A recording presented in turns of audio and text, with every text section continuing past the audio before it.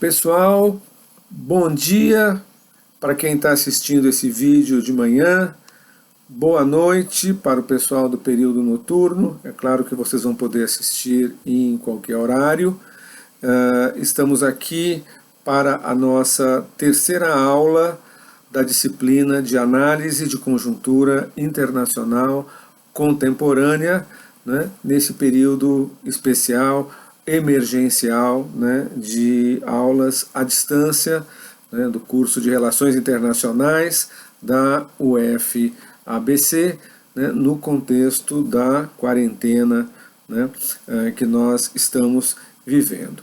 Espero que todos vocês estejam bem, né, vocês, as suas famílias, né, que todos estejam se protegendo, né, contra essa pandemia. Estamos agora nessa semana no auge, o que dizem os especialistas, que é o período de pico de proliferação, de contágio, então todo o cuidado é pouco, né?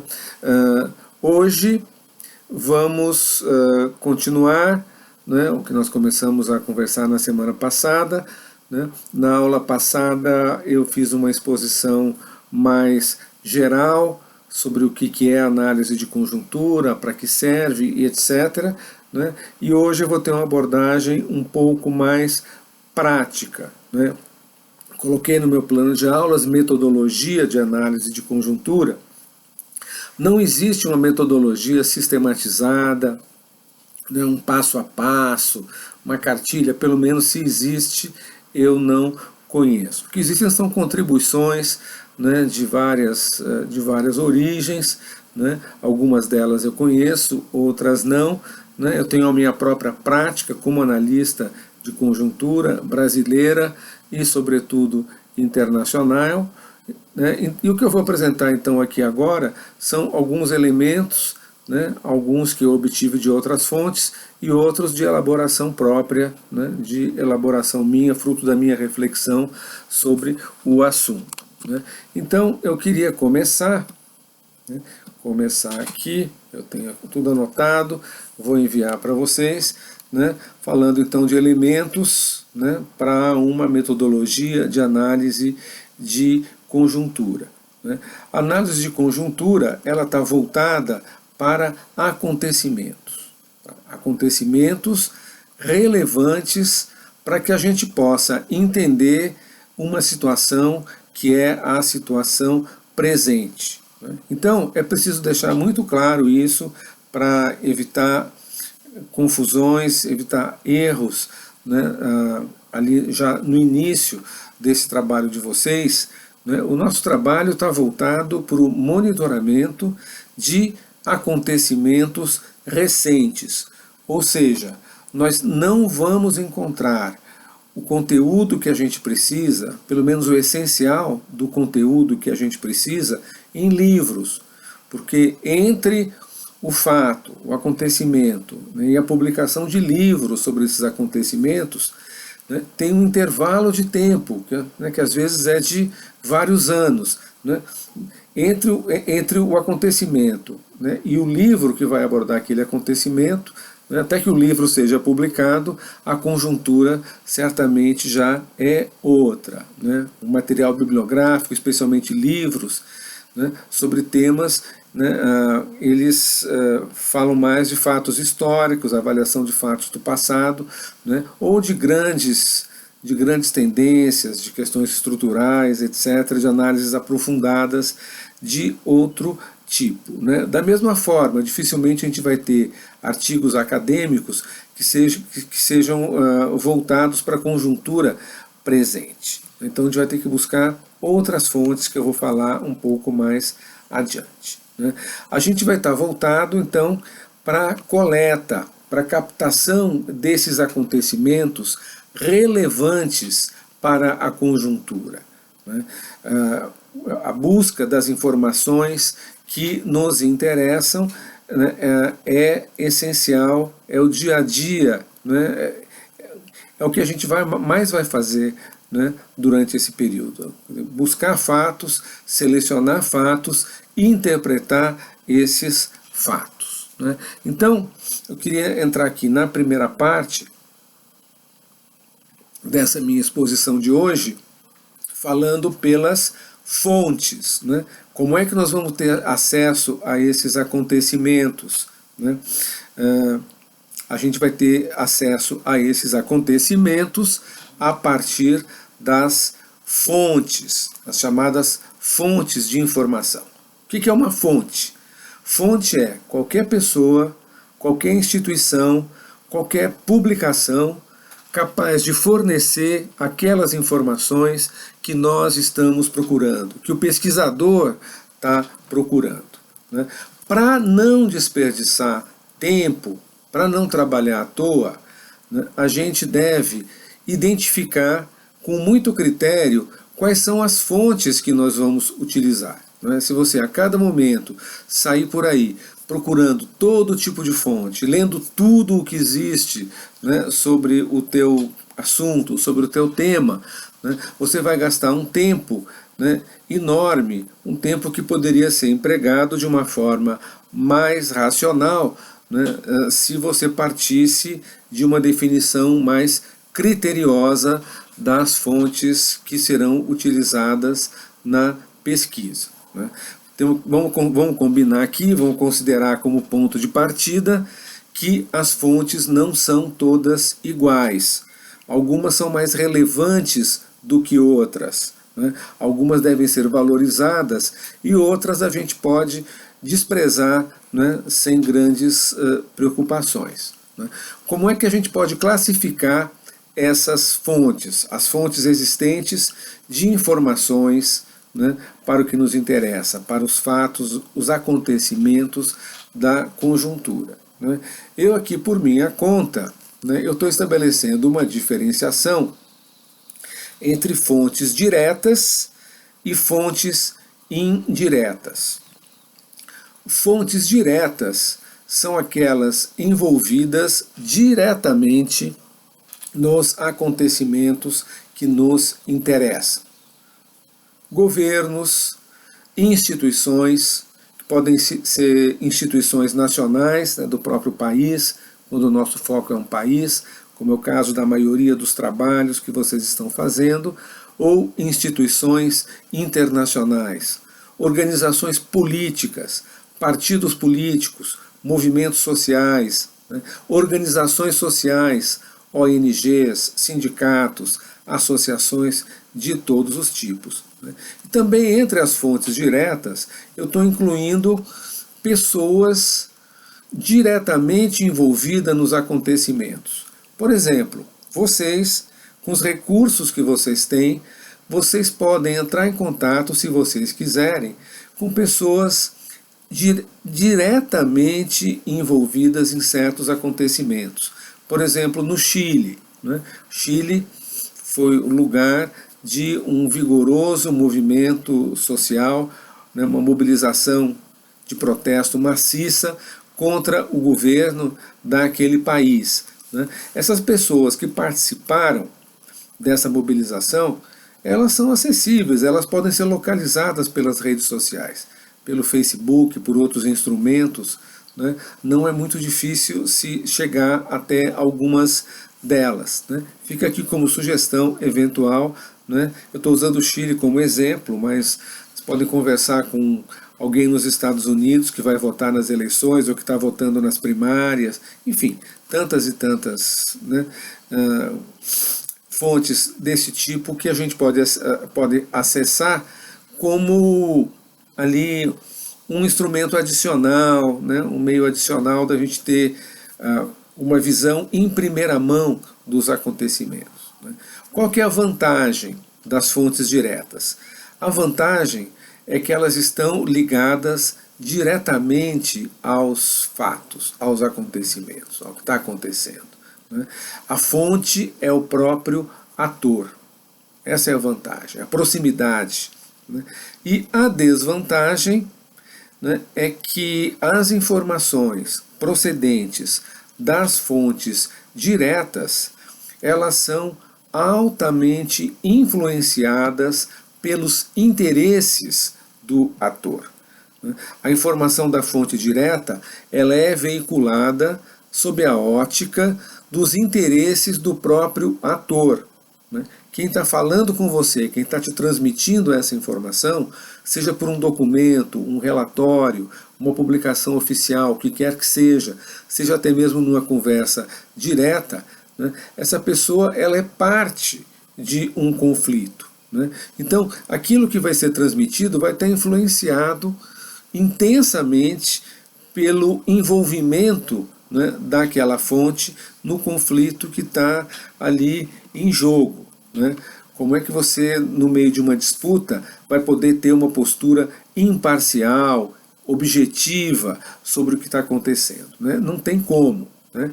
E essas fontes, especialmente os governos, eles não têm um compromisso forte com a verdade. Os governos eles estão voltados para os resultados das suas ações, né? Não estão voltados ali pela ética rigorosa, por um compromisso forte com a verdade. Eles não vão ser julgados essencialmente por isso. Eles vão ser julgados essencialmente pelos resultados da sua política, né? Mais uma vez, recomendo, quem nunca leu Maquiavel, né, dá uma olhada no Príncipe, né, ali ajuda muito a gente a entender, né, e a saber manter uma desconfiança saudável em relação ao discurso dos governantes. As fontes oficiais, elas mentem com muita frequência. Algumas mentem sistematicamente, né, outros governos mentem com menos frequência, mas todos mentem em algum grau, maior ou menor, né? E os governos, de um modo geral, eles omitem, escondem aqueles fatos que não lhes interessam, né? Ou pelo menos buscam minimizar esses fatos, minimizar dados relevantes, né, da realidade, né? Sabedores de que, se esses dados forem conhecidos, ou se esses dados receberem uma ênfase, né, no seu tratamento ali na cena pública, isso vai enfraquecer a sua posição, né? Um exemplo bastante interessante, né, de como os governos agem em relação a informações sensíveis é um famoso caso, que é o caso dos chamados papéis do Pentágono. É uma história antiga, ocorrida durante a Guerra do Vietnã, né? Durante aquela guerra, nos anos 60, o governo dos Estados Unidos, né, encomendou, né, a pesquisadores uma avaliação dos resultados das ações militares e ações psicológicas, ações de vários tipos, que os Estados Unidos estavam desenvolvendo, né, na Guerra do Vietnã, né? E o resultado dessa pesquisa, que foi concluída em 1967, o resultado dessa pesquisa foi desastroso para os Estados Unidos. Essa pesquisa ela mostrava, em resumo, que os Estados Unidos estavam perdendo a Guerra do Vietnã, né, que todo aquele esforço militar, aquelas ações, aquela mobilização cada vez maior de tropas, bombardeios, né, e tudo aquilo não estava surtindo efeito no sentido de enfraquecer o seu inimigo, que eram os guerrilheiros, né, do Vietnã do Sul, né, guerrilheiros comunistas que lutavam contra os Estados Unidos, né. Esses documentos, que eram muito desfavoráveis para o governo americano, eles foram escondidos, ficaram engavetados, secretos, durante 4 anos, até que um alto funcionário do Pentágono, chamado Daniel Ellsberg, né, Daniel Ellsberg, que era contrário à Guerra do Vietnã, né, ele, por conta própria, né, desobedecendo aos seus superiores, vazou esses documentos para a mídia. Esses documentos foram publicados no jornal New York Times. Foi uma batalha durante muito tempo. O governo dos Estados Unidos tentou impedir a publicação desses documentos. O jornal New York Times invocou, né, os princípios da liberdade de imprensa nos Estados Unidos, né, e as autoridades judiciárias, a Suprema Corte dos Estados Unidos, autorizou a publicação dos papéis do Pentágono, né, ou seja, né, fatos que vinham sendo escondidos ao público pelo governo, né, estadunidense. Bom, até aqui, gente, eu falei sobre as fontes diretas, né? Na prática, nós vamos utilizar muito mais fontes indiretas do que fontes diretas. O que são fontes indiretas de informação? São aquelas obtidas através da mídia, através de todo o tipo de mídia. Sites, portais, jornais, revistas, né? Então essas são as fontes midiáticas de informação, né? Que são as fontes indiretas, né? São basicamente informações de caráter jornalístico. Mais adiante, numa outra aula, eu vou abordar mais especificamente essas fontes, vou fazer comentários sobre elas, né? Eu dei essa aula, né, acho que eu dei de manhã e de noite, mas eu vou resgatar, né, vários elementos que eu tinha abordado já faz um certo tempo.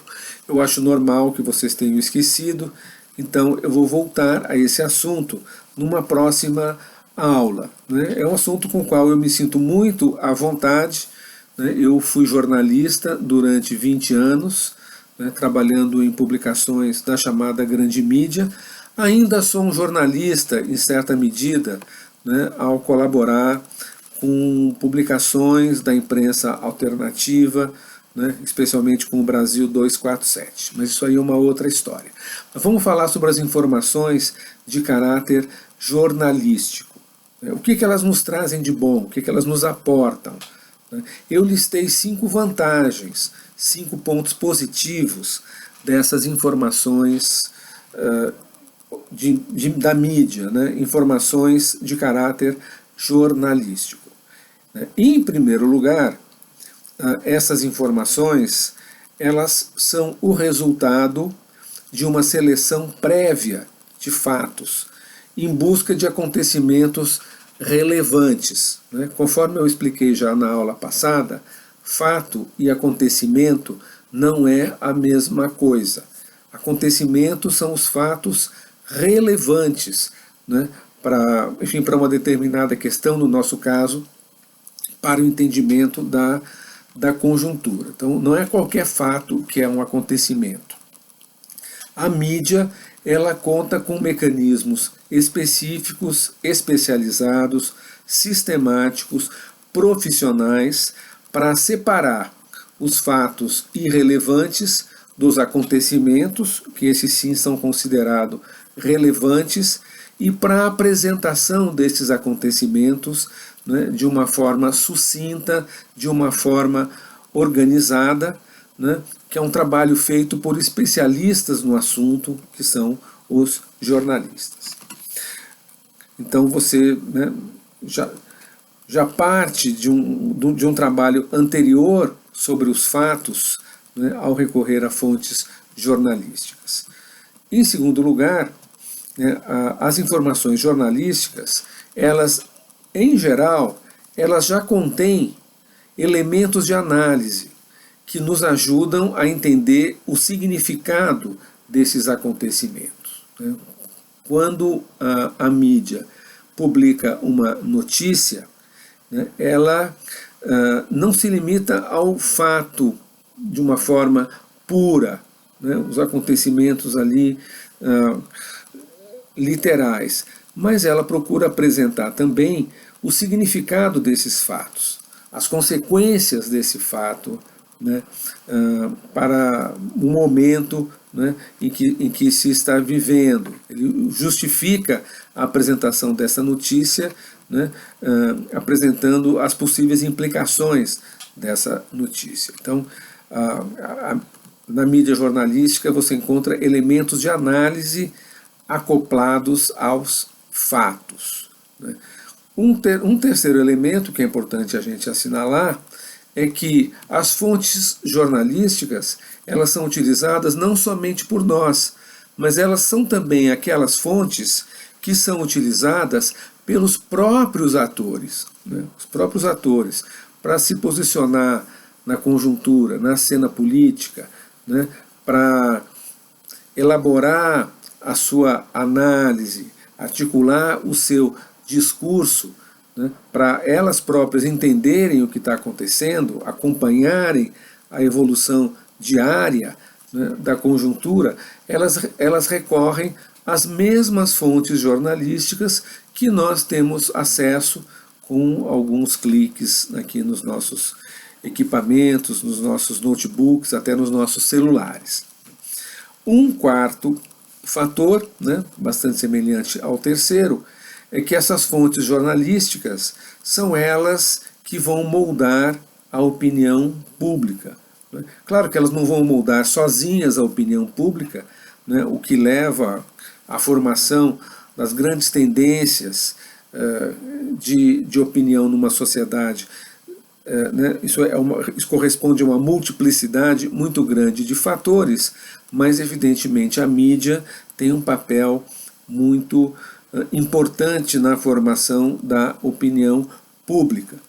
Então é importante a gente ter acesso às mesmas informações que o grande público também tem, né?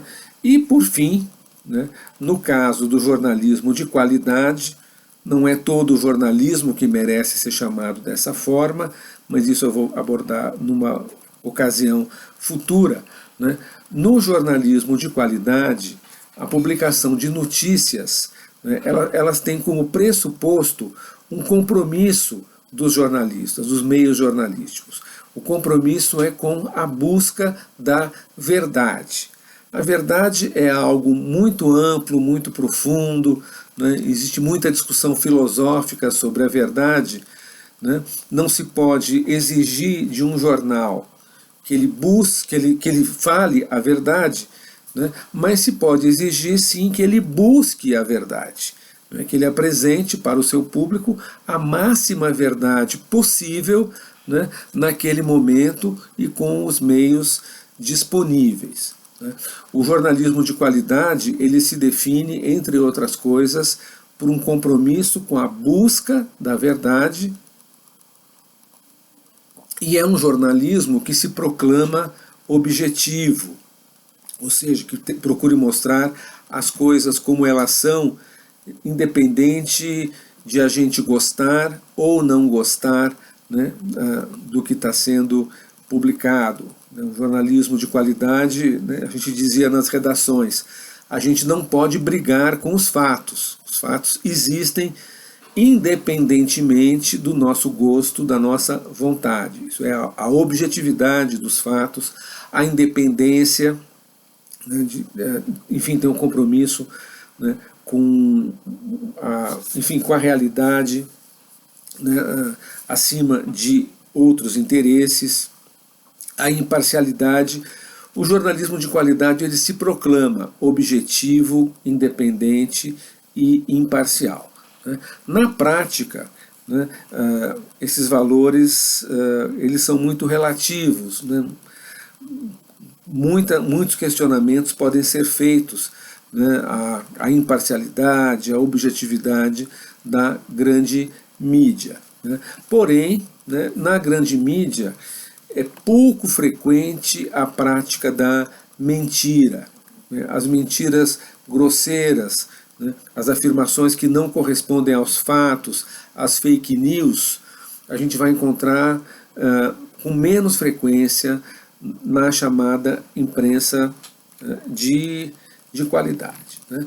Porém, a gente tem que ter muito cuidado com essas fontes também, com as fontes indiretas, as fontes jornalísticas. Né? Essas publicações, na prática, elas não são independentes, elas servem a interesses, né? Aos interesses dos seus donos.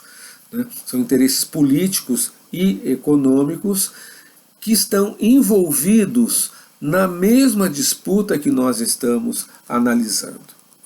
A gente já falou isso na aula passada, né? Os veículos da mídia, eles também são atores na disputa, né, que se trava no terreno da conjuntura, né? E como eles são atores, né, eles vão procurar utilizar a sua posição, né, no cenário midiático, né, na posição especial que eles têm, do controle da difusão de informações, de construção de informações, de apuração dos fatos, da maneira que for mais favorável para os seus interesses, né?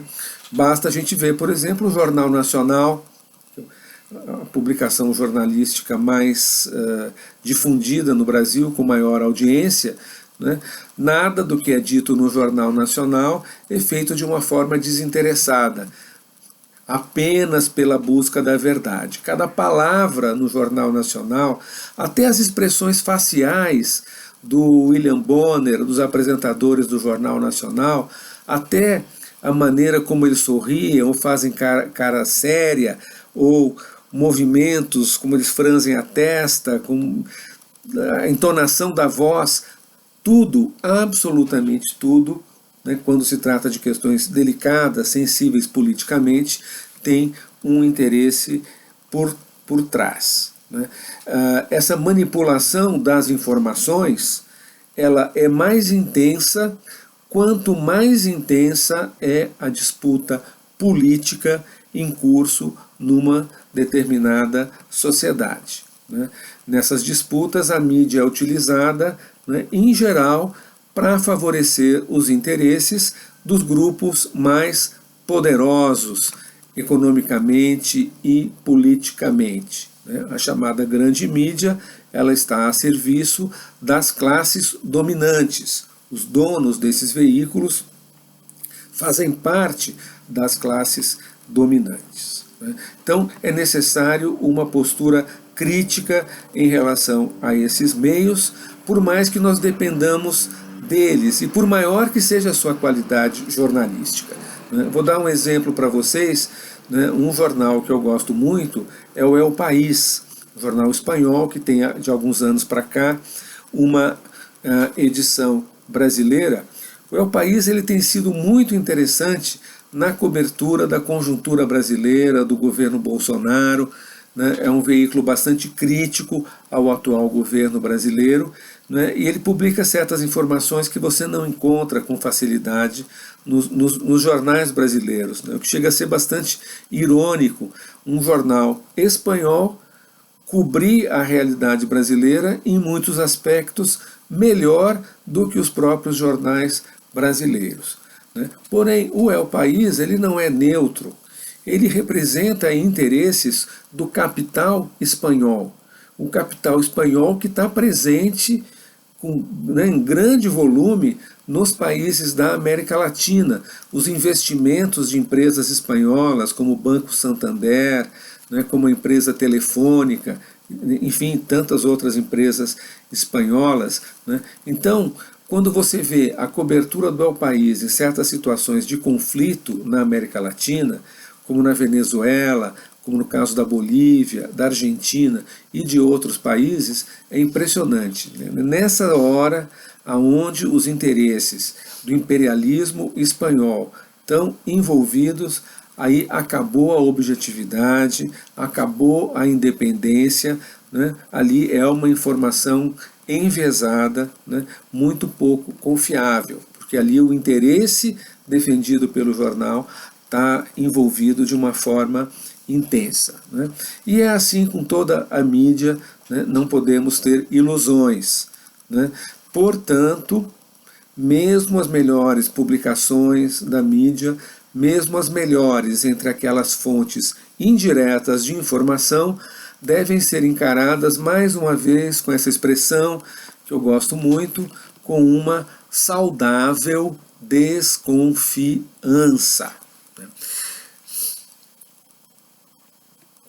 Eu recomendo a vocês 3 precauções, 3 cuidados prévios, né, na relação com as fontes indiretas, com as fontes midiáticas. Primeiro, escolher as publicações mais confiáveis entre aquelas disponíveis. Segunda precaução, uma leitura crítica desses meios. E terceira, fundamental, buscar a diversidade de pontos de vista em relação aos assuntos que são tratados.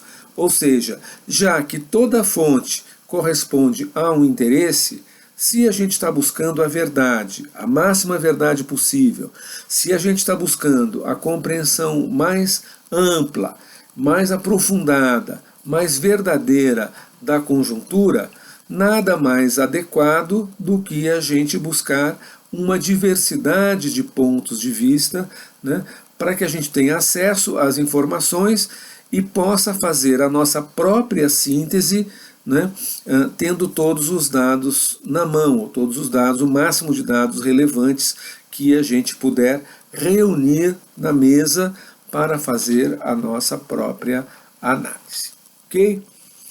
Bom, já falei bastante sobre as fontes, perguntas de vocês eu terei prazer em responder, né, a gente se comunicando pelo nosso espaço no Facebook, né, um grupo do período matutino, outro grupo do período noturno, né, lembrando que nós temos um espaço específico para o compartilhamento de informações midiáticas, as mais diversas, de análises, né, divulgação de acontecimentos, né, específico, né, que eu mantive num grupo separado para não misturar o nosso relacionamento de trabalho com o nosso acervo de informações eventualmente utilizável, de informações compartilhadas disponíveis. Ok?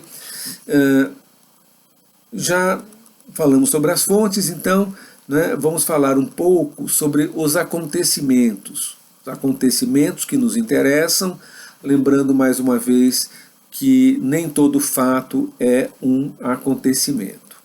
Quais são os acontecimentos que nos interessam? Essa é a última parte da exposição que eu preparei para o dia de hoje, para a aula de hoje. Quais são os acontecimentos que nos interessam?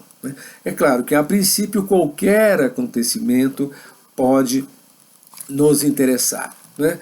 Mas vamos tentar ser mais específicos. Em primeiro lugar, as decisões políticas, já que estamos falando de política.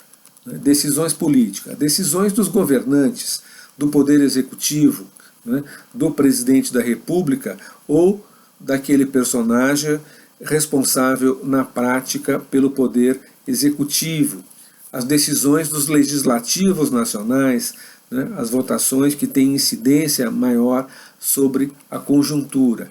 Também as declarações dos governantes. Né? A declaração de um governante não é apenas um amontoado de palavras, né? Não é, o discurso ele também é um fato, ele também é um acontecimento, e muitas vezes o discurso, aquilo que é dito, né, se torna em si um fato polêmico na conjuntura.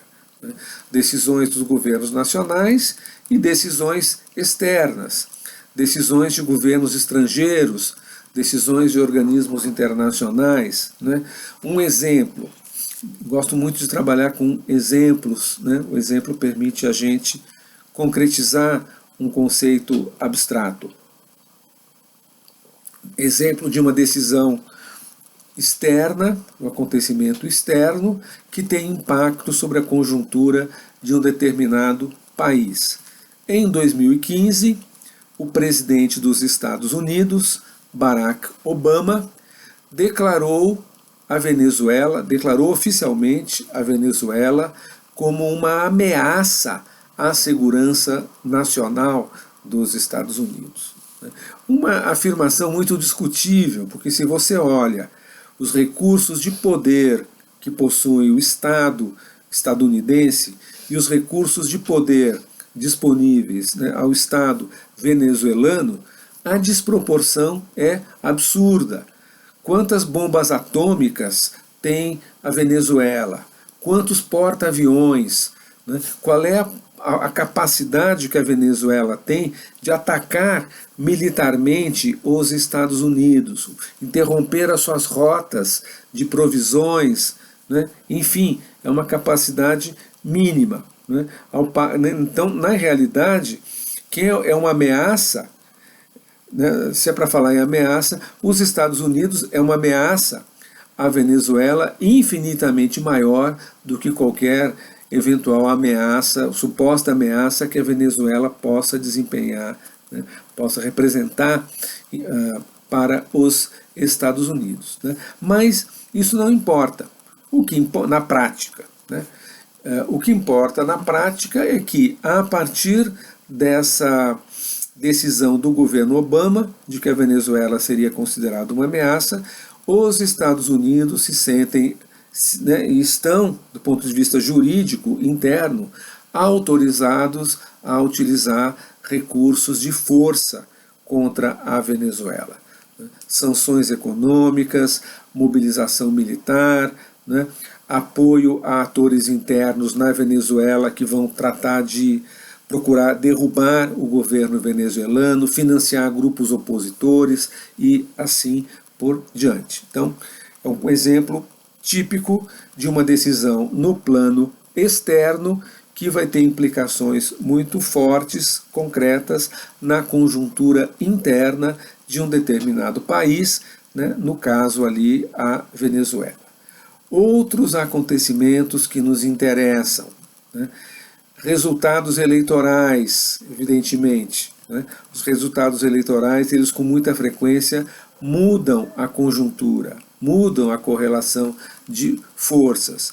Nós tínhamos no Brasil uma determinada conjuntura no final do governo Temer, né? Após a vitória eleitoral do Bolsonaro, passamos a ter uma outra conjuntura muito diferente da conjuntura anterior, né? Os resultados eleitorais, eles podem confirmar ou alterar a correlação de forças entre os atores. Quando a gente fala de resultados eleitorais, né, é importante levar em conta também, né, não apenas os resultados das eleições mais gerais, cujo efeito na conjuntura é bastante óbvio, né, mas também, às vezes, certas eleições locais, né, que por algum motivo ganham uma relevância muito maior do que elas representam em si mesmas, né, no seu âmbito ali delimitado, né, a um determinado município ou uma determinada região ou província, né. Agora, nesse ano de 2020, em fevereiro, né, houve uma eleição, né, no estado de Hamburgo, na Alemanha, né, esse resultado, né, de uma eleição local, que a princípio não deveria interessar ninguém fora da Alemanha, né, teve uma grande repercussão internacional. Porque o Partido Social Democrata, de oposição no cenário nacional alemão, teve um grande avanço, né, ganhou essas eleições por uma grande margem.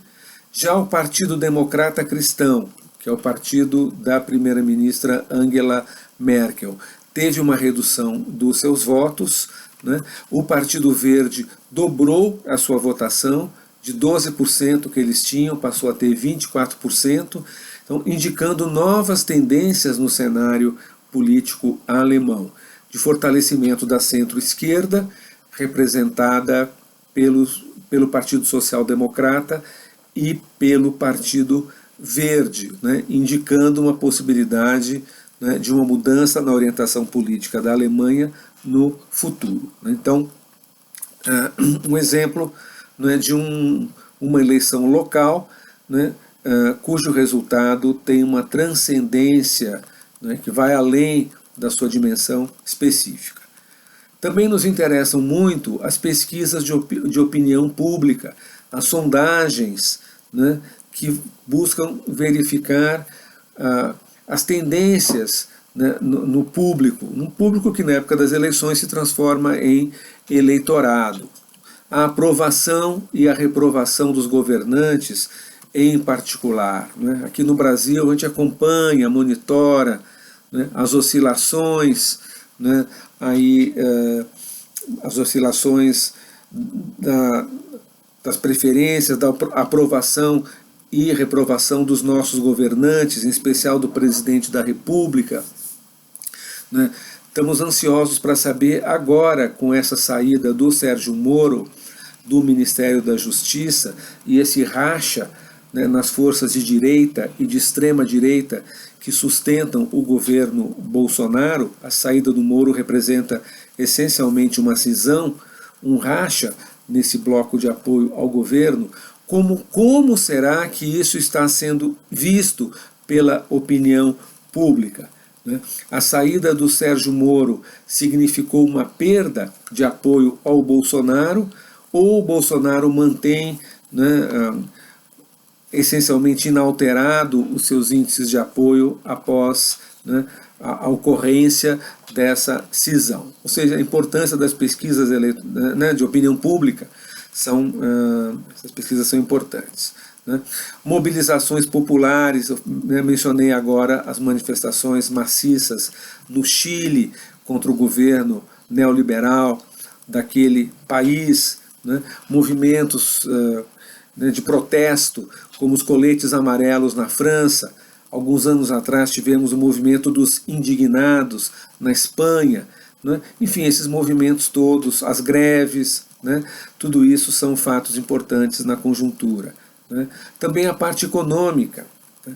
Os dados econômicos são acontecimentos. A divulgação desses dados econômicos, o conteúdo desses dados, o que eles significam, o que está embutido dentro deles, né? Especialmente certos dados, crescimento econômico, né? Se um país está em recessão, né? ou próximo da recessão, ou se ele está apresentando o crescimento da sua economia, a evolução dos índices de desemprego, né? Também dados sobre investimentos externos, né?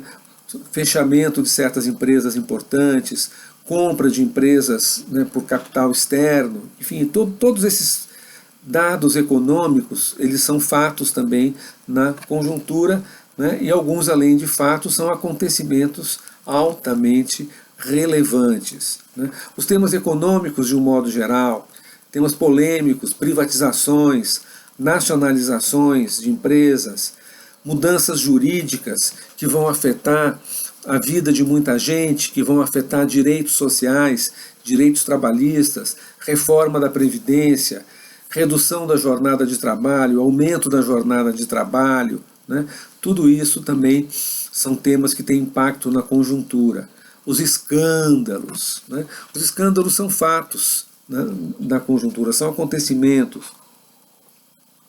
Escândalos de caráter ético, de caráter moral, né, os escândalos de corrupção, às vezes escândalos envolvendo a conduta pessoal dos governantes e de atores políticos, de candidatos, né, certos escândalos envolvendo a vida particular desses personagens, né. O que nos interessa a vida particular de um presidente ou de um candidato a presidente, né? A mim não interessa em absolutamente nada, mas não é assim que grande parte das pessoas encaram essas questões, né? Então,